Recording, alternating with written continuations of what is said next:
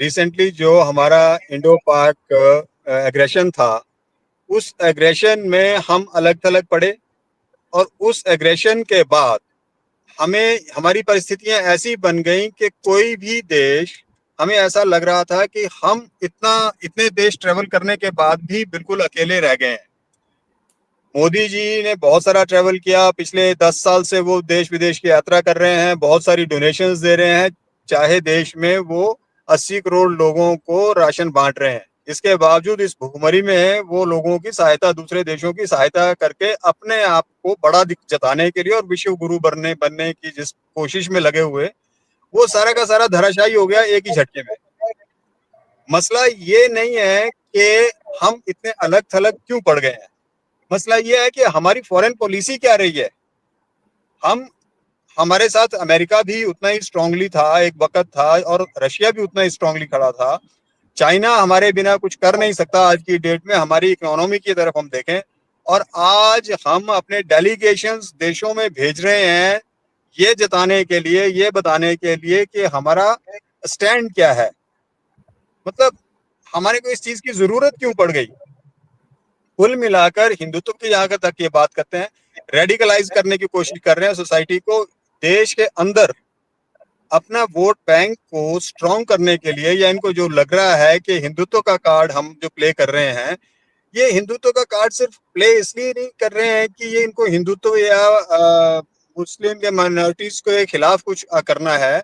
इनको actually agenda ये set करना है कि जो ईवीएम सेट की जाती है उसके लिए एक स्ट्रॉन्ग बहाना इनके पास मिला रहे। मैं तो उस नजरिए से भी इस सारे प्रकरण को देखता हूँ। दूसरी बात आ जाती है इंटरनेशनल कम्युनिटी में हम कहाँ खड़े हैं। क्या टर्की से ज्यादा जिसको बोलते हैं धर्मवादी समाज कहीं था? आज वो सबसे ज्यादा सेक्युलर है, वहाँ हर हर रिलीजन को प्रैक्टिस करने की आजादी है। हर और वो देखिए, वो दो दो कॉन्टिनेंट्स में फैला हुआ देश है, एशिया एंड यूरोप, और कितना ब्लेंड है वहां पर कल्चर। तो उस ब्लेंड को आप देखिए, और वो देश इस लड़ाई में हमारे खिलाफ नहीं खड़ा हुआ, लेकिन वो उनके साथ खड़ा हुआ।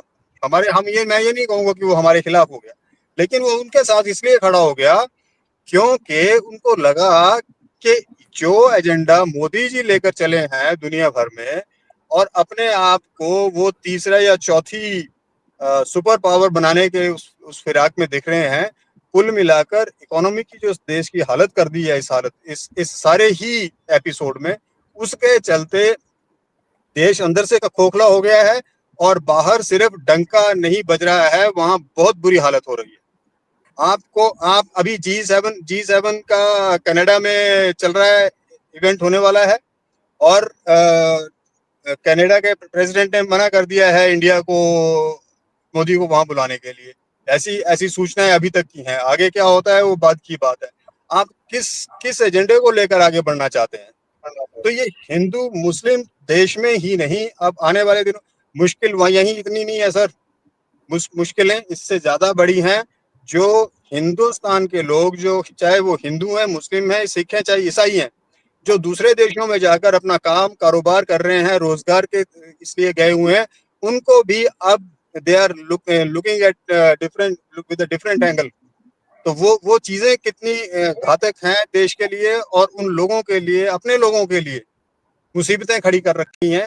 ये चीजें जो हैं ये इनके समझ में नहीं आ रही है कि देश को किस तरफ लेके जाना है, किस तरह से देश। ऐसा पिछले 5 साल ऐसा नहीं है कि सारी की सारी 10 साल से पहले, ऐसा नहीं है, दूसरी सरकारें भी नहीं। वाजपेयी जी ने भी सरकार चलाई, मोरारजी देसाई जी ने भी सरकार चलाई, लेकिन इस तरह की परिस्थिति पहली बार देश में देखने को मिल रही है। और इंटरनेशनल लेवल पर जो हमारी, जिसको बोलते हैं ना, फजीहत हो रही है, वो शायद आज से पहले ना कभी हुई थी और ना ही कभी होगी। तो वक्त है चीजों को सुधारने के लिए। और ये जो डेलीगेशंस भेजे हैं ना, मुझे कई बार ये कहते हुए बहुत दुख होता है कि हम एक ना स्टेज शो ज्यादा कर रहे हैं, हम नौटंकी ज्यादा कर रहे हैं, और देश को चलाने का काम कम हो रहा है। जी, वो राज।